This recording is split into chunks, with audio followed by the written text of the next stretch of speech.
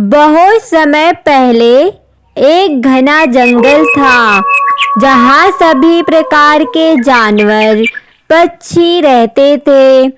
इस जंगल में हर दिन कुछ नया घटित होता था। सभी जानवर एक दूसरे के साथ मिलजुल कर रहते थे और सुबह अपने मधुर गीतों से जंगल की हर सुबह को जगाते थे। मगर एक अजीब बात थी।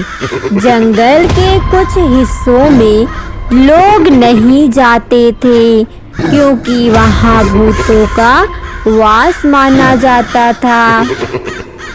बस हर दिन उस जंगल में उन भूतों की चर्चा होने लगी और सभी पक्षी डरने लगे। पता है टुनटुनी बहन, एक बार मेरा दोस्त उस खंडार वाली जगह पे गया था। ना वो ना उसकी कोई खबर आई आज तक। हाँ बहन, ये वाली खबर तो मैं भी सुनी थी। अच्छा, वो तोता राम, वो तो सच में आज तक वापस नहीं आए। पूरे जंगल में बस उसी भूत की चर्चा होने लगी। मीनू मौसी, अपने जंगल में सब बस उसी भूत वाली जगह की चर्चा कर रहे हैं। हमें चल के शेर महाराज से मिलना होगा, नहीं तो अपने जंगल की शांति भंग हो सकती है। हाँ रानू, तुम बिल्कुल ठीक बोल रही हो। मैं भी अभी जंगल से आ रही थी तो मैं भी सुनी सबके मुंह पर बस उस भूत वाली जगह की चर्चा है। फिर वो दोनों शेर महाराज के पास चले जाते हैं। कैसे आना हुआ रानू चिड़िया? महाराज, अपने जंगल में बस सभी पक्षियों और जानवरों के मुंह पर बस उस खंडहर वाली जगह की चर्चा हो रही है जहां पर भूत रहता है। महाराज, अगर ऐसा ही रहा तो हमारे जंगल की सुख और शांति भंग हो सकती है। हमें कुछ न कुछ करना पड़ेगा महाराज। रानू चिड़िया, मैं कभी नहीं चाहता कि हमारे जंगल की सुख शांति भंग हो। मैं तय कर चुका हूँ, कल मैं और हाथी उस खंडहर का रहस्य जरूर जानने जाएंगे। फिर हाथी और शेर रात को ही उस खंडहर वाले जगह की तरफ निकल जाते हैं। जब वो दोनों वहां पहुंचे तो उन्होंने देखा कि वहां कोई भूत नहीं है, बल्कि एक खरगोश रास्ता भटक गया था। वह खरगोश अकेला और डर के मारे खुद को भूत समझने लगा था। फिर हाथी, खरगोश और शेर जंगल की तरफ चले गए। इस घटना के बाद सभी जानवरों और पक्षियों ने सीखा कि डर सिर्फ हमारे मन का वहम होता है और सभी को मिलकर अपने डर पर विजय पाना चाहिए। जंगल में फिर से शांति का माहौल बन गया और सभी पक्षी प्यार से रहने लगे। वीडियो पसंद आया हो तो प्लीज़ हमारे चैनल को लाइक, शेयर, सब्सक्राइब करें। बहुत समय पहले एक घने जंगल में एक कालू कौवा रहता था। वह देखने में साधारण था, लेकिन उसकी एक खास बात थी। वह बहुत चालाक और समझदार था। कालू कौवा जंगल के सभी पक्षियों में से सबसे अमीर था। क्योंकि उसके पास ढेर सारे सोने चांदी के सिक्के थे। कालू के पास अच्छा घर और गाड़ी भी थी। इतना सब होने के बाद भी कालू कभी भी किसी की हेल्प नहीं करता था। एक दिन रानू चिड़िया बोली, दोस्तों, सर्दियों का मौसम आने वाला है और हमारे पास उतना सुविधा भी नहीं है। हमें ठंड में प्रॉब्लम हो सकती है। क्यों ना हम चल के कालू से कुछ हेल्प ले लें। रानू, तुम बिल्कुल ठीक बोल रही हो, लेकिन क्या कालू हमारी मदद करेगा? हमें चलकर कालू से एक बार बात करनी पड़ेगी। देखते हैं कालू क्या बोलता है।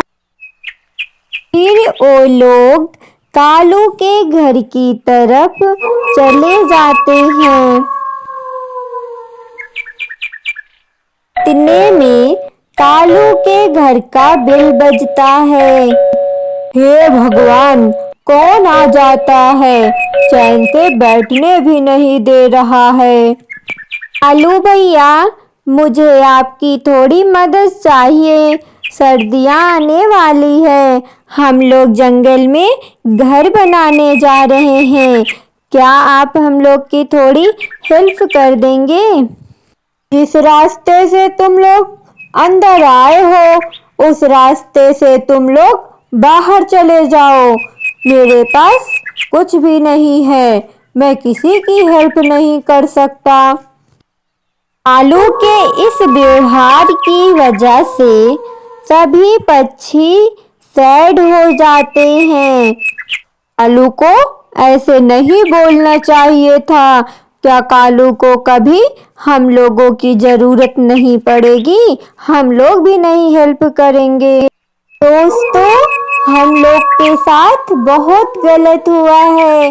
हम लोग के साथ ऐसा नहीं होना चाहिए था, लेकिन हम लोग यही नहीं सोचते रह सकते। सर्दियाँ आने वाली हैं, हमें कुछ प्लान करके पैसे जुटाने होंगे। रानू, क्यों ना हम जंगल में एक ढाबा खोलें? भी सर्दियाँ आने में काफ़ी टाइम है, इससे हम पैसे कमा सकते हैं। अगले दिन जंगल में एक शानदार ढाबा खुल जाता है। जंगल के सभी पक्षियों की वहाँ भीड़ लगी रहती थी। सब लोग को ढाबे का खाना बहुत पसंद आने लगा था। कुछ ही दिनों में सर्दियाँ आने से पहले वो लोग एक शानदार घर बना लेते हैं। थैंक यू रानू चिड़िया, आज आपकी वजह से हम लोग इतना आगे बढ़ गए हैं। नहीं, आप लोग थैंक यू बोलकर हमें शर्मिंदा मत करिए।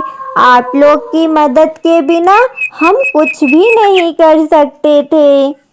अचानक से जंगल में बर्फ गिरने लगे और ठंड भी काफी तेज हो गई। जंगल के सभी पक्षी ठंड से बचने के लिए इधर उधर भागने लगे। इधर कालू कौवा पैसे के घमंड में इतना चूर था कि वह अपने घर की मरम्मत भी नहीं करवाया। उसके घर में सारे बर्फ गिर रहे थे। हे भगवान, अचानक से इतना तेज ठंड कहाँ से पड़ने लगी? ये बर्फ तो बंद होने का नाम ही नहीं ले रहा है। ठंड के मारे मेरी जान निकल जा रही है। जा रहा हूँ, चिड़िया से हेल्प लूँगा। हो सकता है वो मेरी कुछ मदद कर देगी। उसका घर काफी अच्छा बना है। फिर कालू चिड़िया के घर की तरफ चला जाता है। इतने में चिड़िया का बिल बजता है। आप लोग यहीं रहो, मैं जाकर देखती हूँ इतने ठंड में कौन आया है। चिड़िया बाहर जाकर देखी तो उसे कालू दिखा। चिड़िया, ठंड की वजह से मेरा हालत खराब हो गया है। मैं इस बार अपने घर की मरम्मत भी नहीं करवा पाया। क्या तुम मेरी कुछ हेल्प कर सकती हो? नहीं कालू, हम तुम्हारी कोई मदद नहीं कर सकते। हम लोग भी एक दिन तुम्हारे पास मदद मांगने आए थे, लेकिन तुमने हमारी कोई मदद नहीं की। चिड़िया, मुझे माफ कर दो, मुझसे बहुत बड़ी गलती हो गई। आज मुझे समझ में आ रहा है, धन दौलत पैसा कुछ नहीं होता है, व्यवहार ही मायने रखता है। माफ कर दो चिड़िया। हेलो, तुम्हें समझ में आया, ये बहुत अच्छी बात है, लेकिन हम तुम्हारी कोई मदद नहीं कर सकते। तुम यहाँ से चले जाओ। कालू वहाँ से मुंह लटका कर चला जाता है। इस कहानी से यही शिक्षा मिलती है कि जैसी करनी वैसी भरनी। वीडियो पसंद आया हो तो प्लीज़ हमारे चैनल को लाइक, शेयर, सब्सक्राइब करें। धन्यवाद।